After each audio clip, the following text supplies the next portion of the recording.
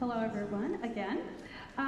So before we start the 7th grade band portion of our concert, I just wanted to say, as I had mentioned at the beginning of our concert this evening, that this is an extremely collaborative effort. And I know you guys just saw Mrs. Randall up here with the chorus, but we also have a third staff member who you will see a little bit later in our concert.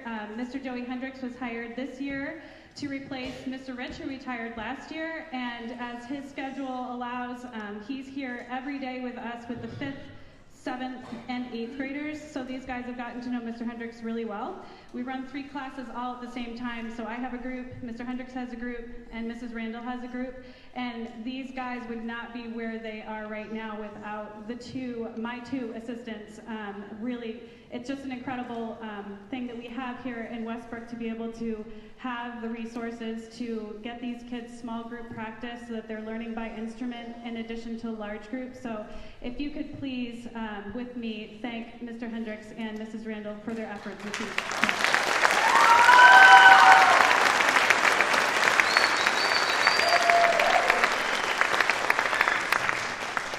So I want to just take you all back to springtime last year.